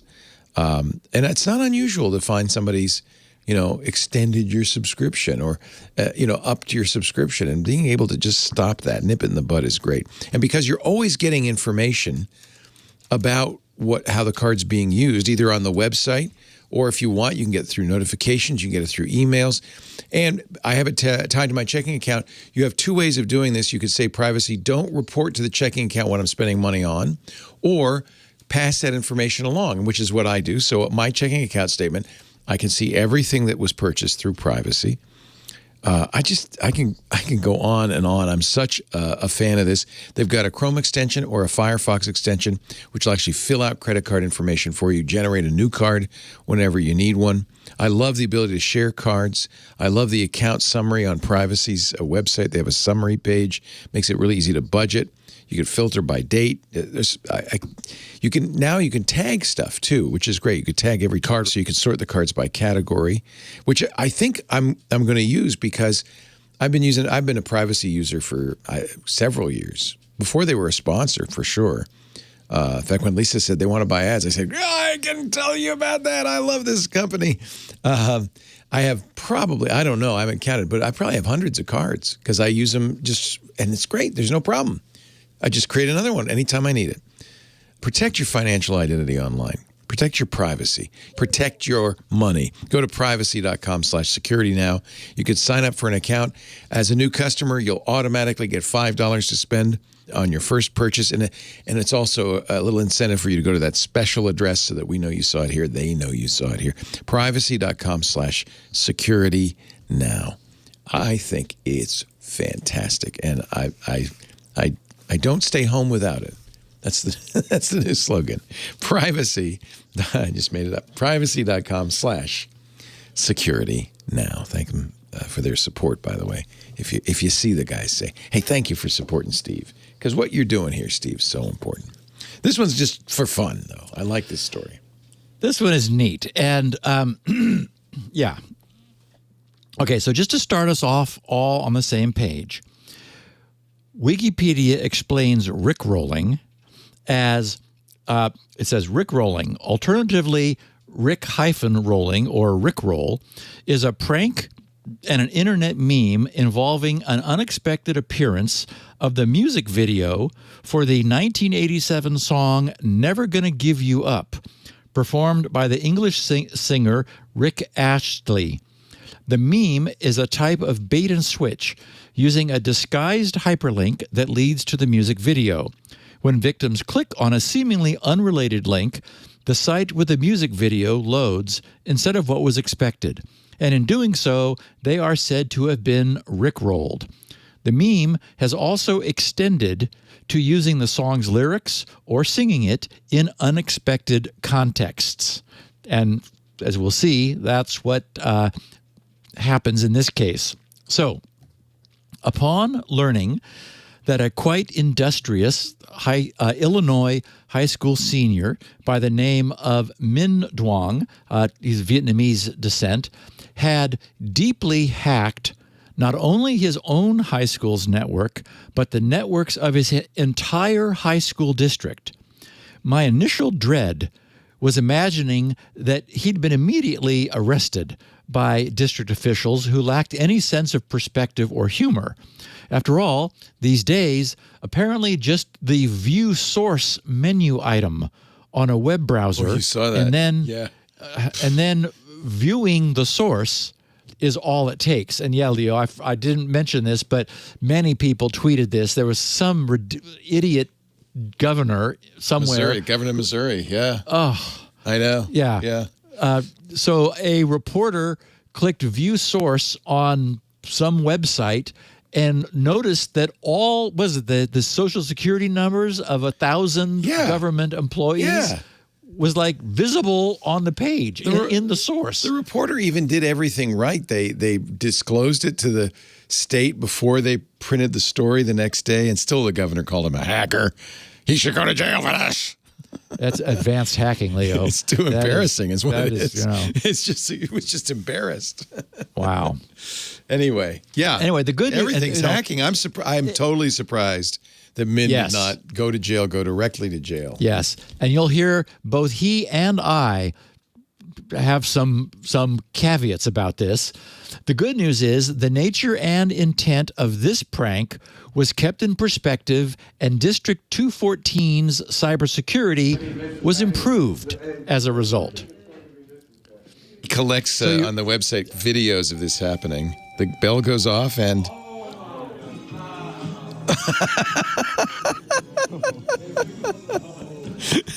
A little later in the video, he goes down the hall, and you see all the students. It's happened in every classroom, in every school, in every district. Oh, my gosh. Yep. And I know you'll talk about what he did, but he did some very clever things to make sure teachers couldn't mute it, couldn't stop it. Oh, yeah. We have everything here. Yeah. So and the video you showed started just before the event. It actually, I have all that here, so I'll explain it all. Yeah. Okay, so what did Minh do, and how did he do it? I should first explain that this didn't just happen. The Rickrolling event began at 11:55 a.m. on Friday, April 30th. And actually, that's a typo. It's 10:55 a.m. on Friday, April 30th, which was a time carefully chosen so as to be minimally disruptive and intrusive. Minh has since graduated and is now studying cybersecurity at the nearby University of Illinois. But the nature, breadth, and depth of his epic hack came to the cybersecurity industry's attention when he, for the first time, posted the whole backstory on his whitehoodhacker.net blog. Okay, so to discharge the suspense of what Minh's fellow students experienced, this was the culmination of several years of planning. The operation was codenamed Big Rick. At 10:55 a.m. on Friday, April 30th, all of the presentation screens and projectors in every class, in every high school in the district switched on. If they were motorized projection screens, they lowered and deployed themselves with no one doing anything. The remote control was ineffective to move the screen back up. Nothing worked. The district uses something known as the Avidia player, which is an IoT device, as the common interface for all classroom screens. At first, the only thing displayed simultaneously on every screen in every room in the district was a message stating that an important announcement was forthcoming, with a timer patiently counting down from 5 minutes. So nothing like this had ever appeared on any of the screens before. So naturally, when the timer hit 0, everyone was waiting to see what the announcement would be.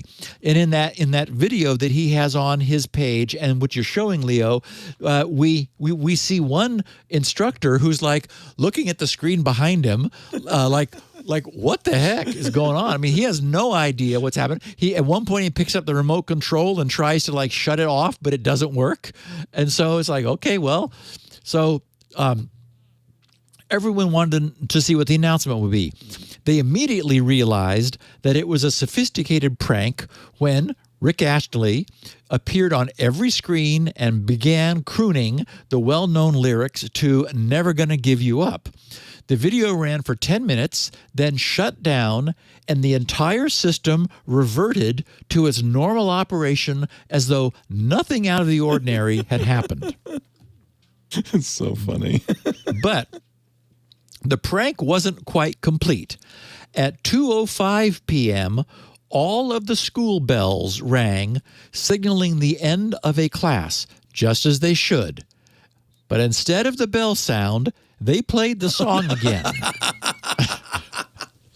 Now, we should explain to non-Americans, and I don't know if this is anywhere else, but in the U.S., there is a tradition of senior pranks for graduating high school seniors. There's always a prank, or 2 or 3. So this is a senior prank. That's what this is. Right. It might involve, the school bus appearing somehow in a hallway, reassembled overnight. They're far more destructive senior pranks. This isn't as bad as some of them.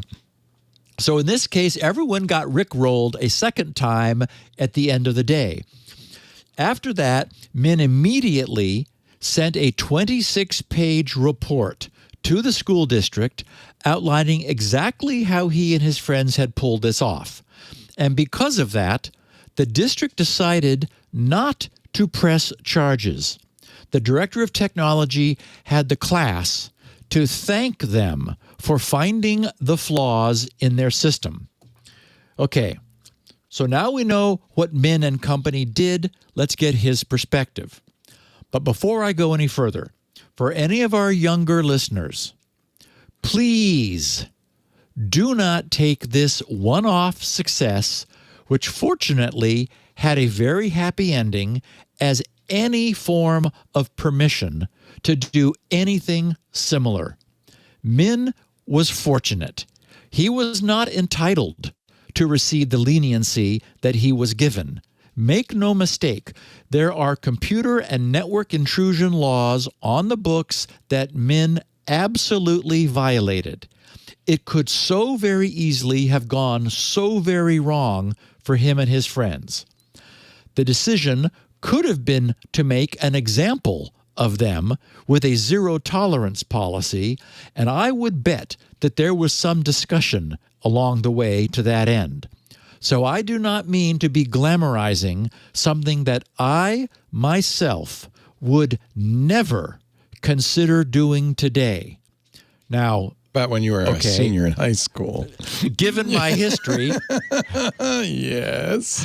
I'm quite certain, that I would have been foolish enough to do it when I was 18. Everyone knows the story of the portable dog killer and some of my other youthful antics, which I somehow survived without a police record. But it's been 48 years and the internet since I was 18, and times have really changed since then. The grown-ups are terrified of the technology they don't understand and fear that they cannot control. So poking them with a stick or with a ping packet these days is probably not the best idea.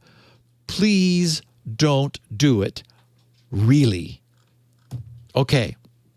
With that said, here's how Minh recently described the Big Rick hack. I want to share this with our listeners because there's some wonderfully fun techie details that really serve to bring it to life. So he wrote, on April 30th, 2021, I Rickrolled my high school district. Not just my school, but the entirety of Township High School District 214. It's one of the largest high school districts in Illinois, consisting of 6 different schools with over 11,000 enrolled students. This story isn't one of those typical Rickrolls where students sneak Rick Astley into presentations, talent shows, or Zoom calls. I did it by hijacking every networked display in every school to broadcast Never Gonna Give You Up in perfect synchronization. Whether it was a TV in a hall, a projector in a classroom, or a jumbotron displaying the lunch menu, as long as it was networked, I hacked it. In this post, I'll be explaining how I did it and how I evaded detection, as well as the aftermath when I revealed myself and didn't get into trouble. Okay, now, clearly recognizing the same danger that I recognize, Minh then places into his description a clear disclaimer. He posts, "This post is for educational purposes only. Do not perform similar activities without explicit permission." He said, "We prepared complete documentation of everything we did, including recommendations to remediate the vulnerabilities we discovered. We sent a comprehensive 26-page penetration test report to the D214 tech team, District 214, and worked with them to help secure their network. With that said, what we did was very illegal, and some administrations may have pressed charges. We are grateful that the D214 administration was so understanding." And there's a little bit more. The details of the way they sent the report and when they sent the report we'll get to at the end. So under initial access, he writes, "This story starts with my freshman year. when I did not have much technical discipline, a time that I can only describe as the beginning of my script kiddie phase. I didn't understand basic ethics or responsible disclosure and jumped at every opportunity to break something. So obviously, I became curious about the technology at my high school. And by curious, I mean port scanning the entire IP range of the internal district network. He says, I had a few friends help out with this project, and oh boy, did we scan. Our scanning generated so much traffic that our school's technology supervisor caught wind of it and came in at one point to ask us to stop. Of course, we did so immediately, but by then we had finished scanning the first half of the district's 10-dot address space. In other words, a total of 8,388,606 IPs, and I presume they scanned the entire port space of every one of those IPs. He said, from the results, we found various devices exposed on the district network. These included printers, IP phones, and even security cameras without any password authentication. And he says, this is where I state the disclaimer again. Never access other systems in an unauthorized manner without permission. He says, the district tech team was informed about the issue, which they resolved by placing the cameras behind ACL restrictions. ACL meaning access control lists, meaning only some privileged IPs were able to view those IPs. He says, however, many devices remained exposed to the student network. More importantly, for this post, the Iptv system. So I'll just interject here to observe that the phrase, many devices remain exposed to the student network, should horrify any IT administrator. Having high school students sharing a network that also contains administrative functions is insane all by itself. It's about 1,000 times worse than having IoT power outlets and light switches phoning home to hostile foreign nations. If ever there was a case to be made for network segmentation, elementary school, junior high, and high schools are it. No one should even consider allowing those precious little darlings anywhere near administrative network functions. Any network that students have access to should be able to touch the internet and nothing else. Okay, so continuing with what Min wrote, he says, exfiltrate Iptv System, exfiltrate, E-X-T-E-R-I-T-Y, I guess that's exterity. Yeah, exterity Iptv System. Before moving on, I will briefly explain the Iptv System. The system is composed of 3 products: AVIDIA Player, AVIDIA Stream, and AVIDIA Server. AVIDIA Players are small blue boxes that connect to projectors and TVs. They can send serial commands to their respective device to turn the display on and off, change inputs and volume, switch channels, etc., and also roll and unroll the screens. These receivers include both a web interface and an SSH server to execute the serial commands. Additionally, they run embedded Linux with BusyBox tools and use some obscure CPU architecture designed for IoT devices called ARC, Argonaut RISC Core. Next, AVIDIA Stream encoders connect to devices that broadcast live video. They encode the live feed coming from these devices to the AVIDIA Player receivers, which display the stream. Encoders are attached to computers that need to broadcast a stream, such as text carousels or morning announcements. These also have embedded software similar to AVIDIA players. Last but not least, NVIDIA servers allow administrators to control all receivers and encoders at once. These have typical x86-64 processors and run the enterprise Linux distribution CentOS. Like the receivers and encoders, they also have web interfaces and SSH servers. Since freshman year, I had complete access to the Iptv system. I only messed around with it a few times and had plans for a senior prank, but it moved to the back of my mind and eventually went forgotten. Fast forward to the second semester of senior year, early 2021. All the schools were doing hybrid instruction because of COVID-19 pandemic. Up to this point, in-person instruction was opt-in, with most students opting to stay remote, myself included. But in March, the superintendent announced that in-person instruction would switch to an opt-out model on April 5th.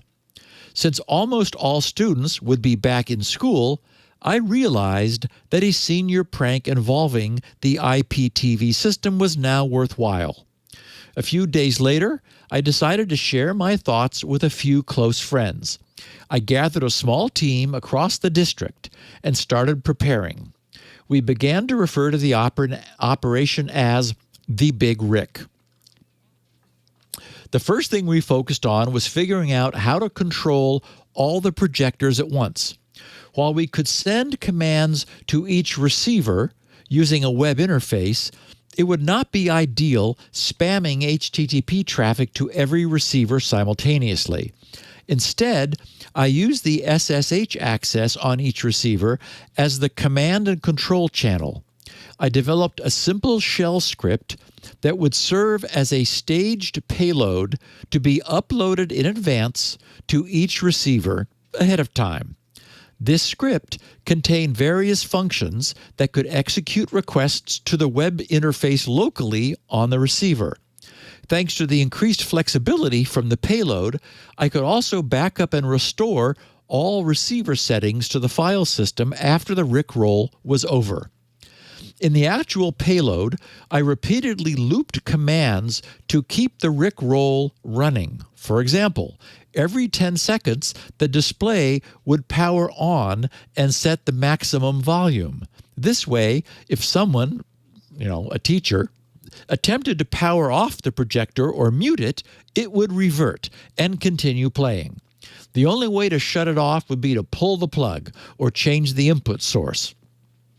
He says, looping input causes flashes even if the current source is the same as the latest source.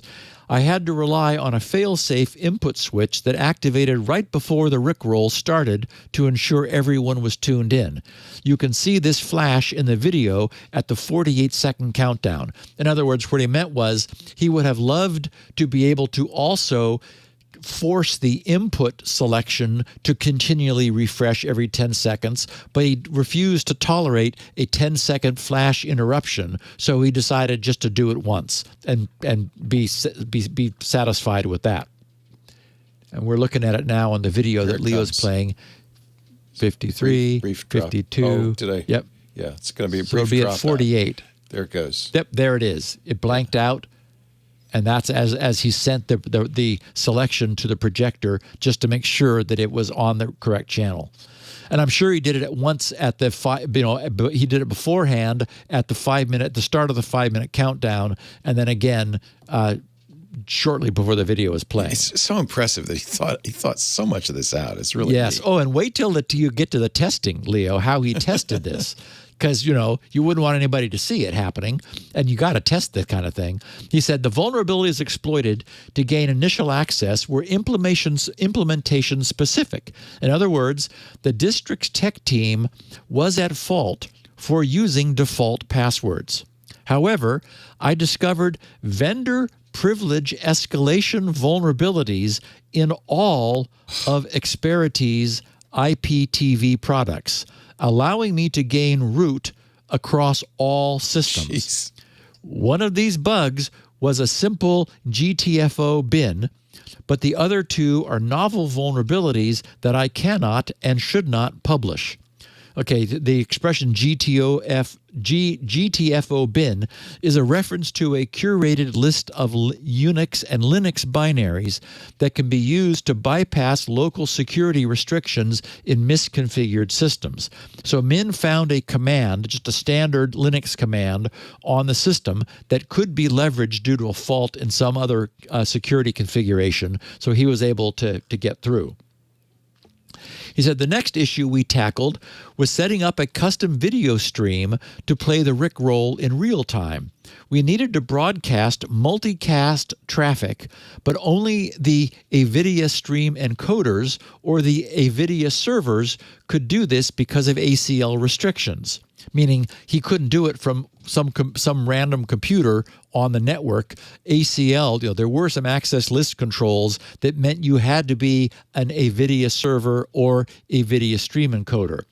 He said setting up the stream was arguably the most time-consuming part of preparation because testing was an absolute pain. I only needed a single projector for development, but it's not easy when classes are using them during the day. So I tested at night instead. I would remotely connect to one of the PCs in the computer lab with the front camera facing the projector. Then I would record a video to test if the projector displayed the stream correctly. Okay, so just to expand on that a bit, Min set up a PC in the computer lab to which he would be able to gain remote access from home in the evening with its webcam pointed at the classroom's presentation screen to record and capture whatever the screen would show as he was developing the code to take over the entire district remotely. He said, the lag scene in the video is one of the earlier issues I faced with the stream.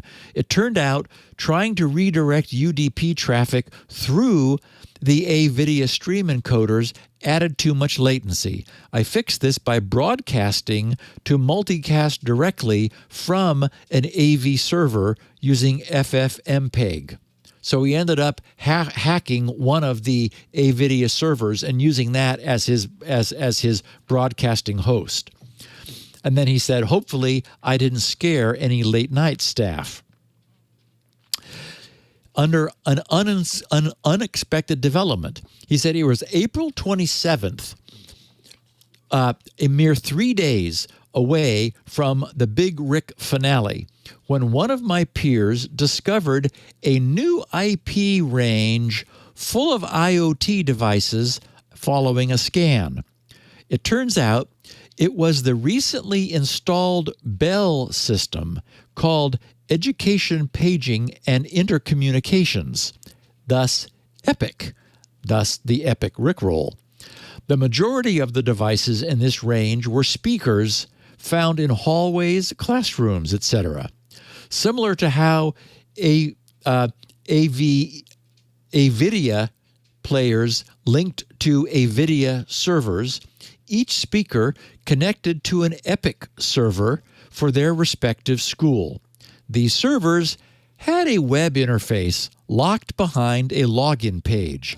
Only a single EPIC server had been left with its default credentials configured.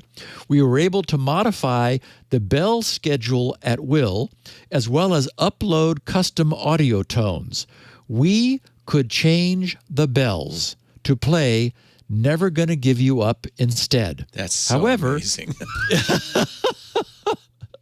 However, we only had access to this individual school's EPIC system since it was the only one with vulnerable credentials.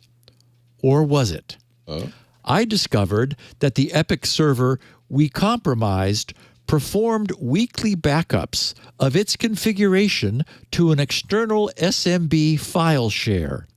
The credentials for this MB server were the same default credentials for the EPIC system. Each backup included a SQL dump of account usernames and password hashes. Well, what if the other EPIC systems have backup servers as well? And since these backup servers are separate from the Epic servers, they might still use default credentials.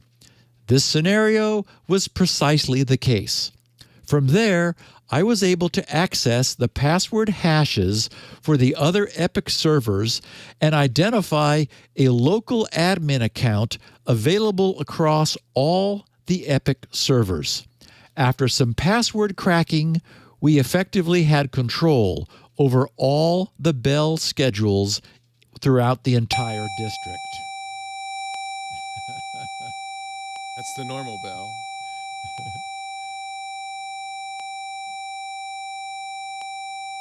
Maybe this is annoying. I'm going to turn it down.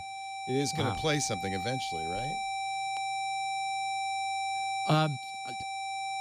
I don't know. I think that all it played was the Rickroll. Oh, because this is just the bell. This is the normal bell. Yeah. Huh. I'm just playing it off the webpage. Oh, that's interesting. Yeah, because so it's there. Huh. I wonder why it's not the modified one. It's very annoying. I apologize. Yeah. Boy, sorry to the students.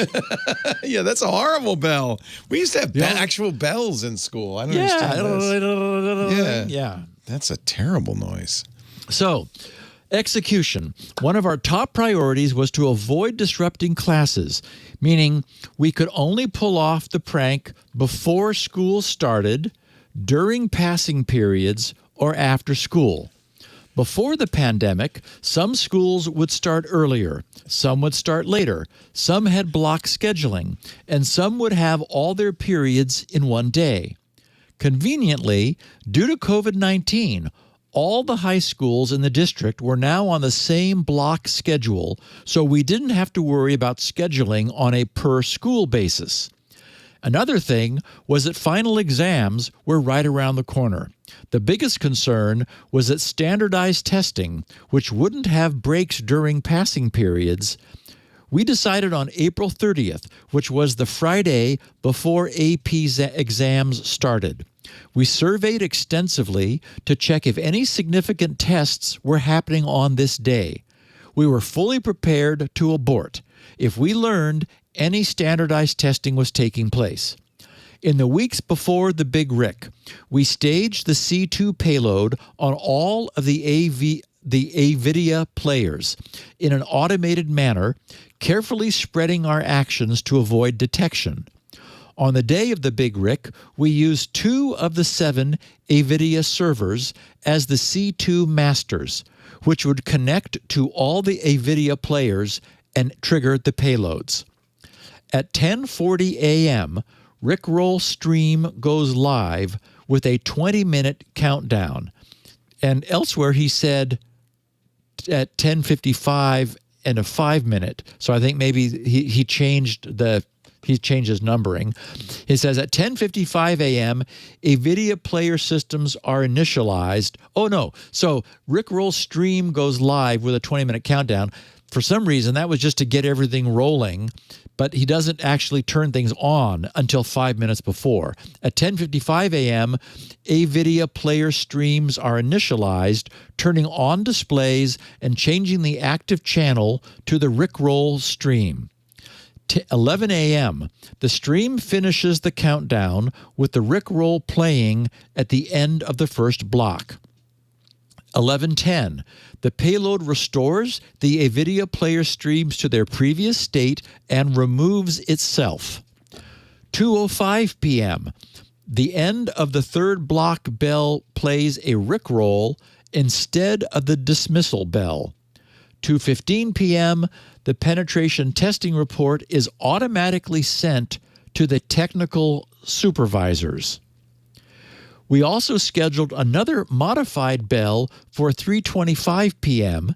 if District Tech hadn't still figured out what had happened to revert the bells. A 1-minute version of the 3-second dismissal bell would play at the end of the day. They did figure it. It's a minute-long dismissal bell. It's not the Rickroll bell. Yeah. Okay. So, finally, the aftermath. A few days after sending the report, which again was sent automatically at the end of the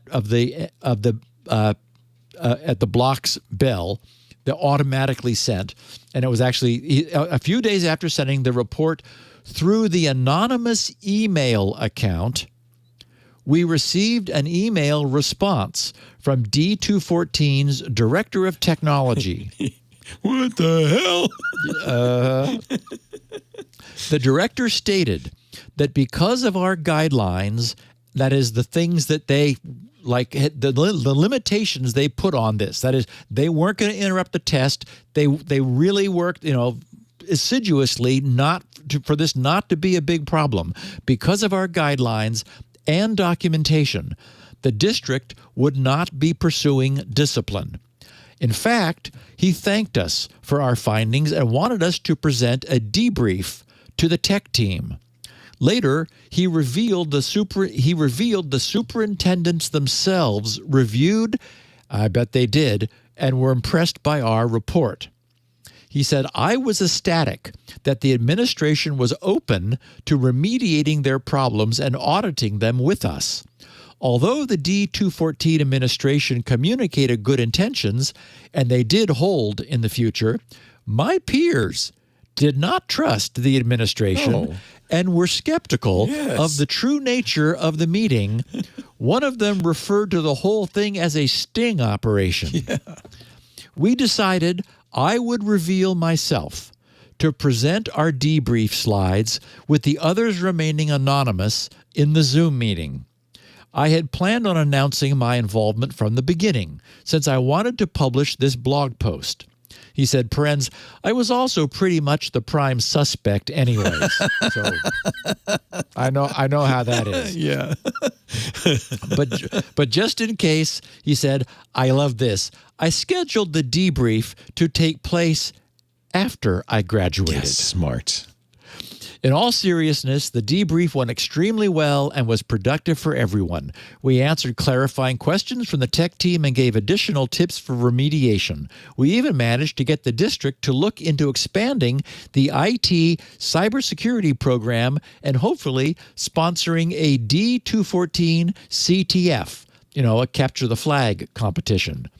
He says, this has been one of the most remarkable experiences I ever had in high school, and I thank everyone who helped support me. Thanks all, and thanks for reading. So, what a great story. And he deserves, of course, he's at a very well-known school for computer science, Mark Andreessen's alma mater, and I'm sure he will go on to great things. He did this perfectly, beautifully. Yeah, he did. Yeah. He did. Yeah. And again, he also showed integrity by being willing to take the heat if it turned out the administration wasn't chill about it, which I admire him for, Good for him. Yeah. Pretty hard to punish a guy who comes forward and says, look, you've got problems. I've figured them all out. Yes, I was the one who did it, but I'm going to help you patch those holes. That's good. The modifications we made all self-deleted. Right. We're telling you everything we did, but we left no cruft behind. I mean, honestly, senior pranks often involved painting the statue out front purple. I mean, there's all sorts of much more destructive things that happen at the end of every school year. So this, as things go, was just a good fun. Amusing. I'm just glad they had that. It's good that the governor of Missouri was not yes, present. Exactly. I had that thought when I was writing the notes. It's like, thank goodness that guy was nowhere to be seen. And I have no doubt Min has a great career ahead of him. Pretty much can write his own ticket at this point. Well, and as I said to you last week when you first told us about this on the podcast, my first reaction was hire that guy. Yeah, this is exactly what you want, man. What a great pen tester. He should be on somebody's red team, that's for sure. Yeah, Steve, always fun. I'm glad we could end instead of a scary note on a fun note. There's plenty enough in the show to scare, so it's nice to mix it up sometimes. If you like this show, please, I encourage you to visit Steve's site, grc.com. He does have copies of the show. He has some unique forms, a 16 kilobit audio version, so it's pretty small. It's good for the bandwidth impaired. He also has a human written transcription that's excellent, nice to read along while you listen. A lot of people like to do that. It's all at grc.com. While you're there, pick up SpinRite, the world's best mass storage maintenance and recovery utility. 6.0 is the current version, but you'll automatically get a free upgrade to 6.1 when that comes out, and you can participate in its development as Steve gets closer and closer. There's also some great forums there. There's Squirrel. There's lots of stuff. grc.com. Steve's on Twitter at SGGRC. If you want to DM him, that's a good way to get in touch with him. Send him pictures of the week, submissions, things like that, at SGGRC. We have copies of the show on our website, twit.tv/SN for Security Now. There's also a Security Now YouTube channel. And, of course, you can always subscribe in your favorite podcast application and get it automatically. Please, if you do that, leave us a 5-star review. Let the world know how valuable Security Now is, something you just have to listen to every week. If you want to watch us do it live, we do have a live stream going at all times, and you can watch any of the shows being produced live at twit.tv/live. There's audio and video streams. You can chat live at irc.twit.tv or are in our Club Twit Discord server. If you're not a member of Club Twit, find out more at twit.tv/clubtwit, $7 a month for ad-free versions of all of our shows, the Discord server, special shows like Friday's Inside Twit, which Lisa and I will be doing. And, of course, Steve's Asked Me Anything from last week, which was great. Actually, 2 weeks ago now, I guess. Club Twit is at twit.tv/clubtwit. There's also, I should mention this, sometimes people say, I don't want to pay $7 for all the shows ad-free. I just want Security Now ad-free. You can also do that. We're using Apple's podcast subscription feature to offer $2.99 a month subscriptions to any one show. So if you're interested in just Security Now or any one show ad-free, that's another way to do it. Go through your Apple podcast player. That's it, Steve. Have a wonderful week. Foundation, you still watching it? You moved on? Haven't since, I think I've seen 3, maybe 2. They do eventually kind of seem to get to some of the issues. I'll have to. Well, in fact, didn't we see some scenes from it during yesterday's Apple presentation? Yes, we did. There were some beautiful. I got to see it. It was really pretty. I mean, again, I got to see it. Just turn off the sound and watch the pictures. That's it. Perfect. Have a great week, Steve. We'll see you next time. Thanks, buddy. Bye. Hey, you don't have to wait till the weekend to get the tech news you need. Join Jason Howell and myself, Micah Sargent, for Tech News Weekly, where we talk to and about the people making and breaking the tech news. Security Now.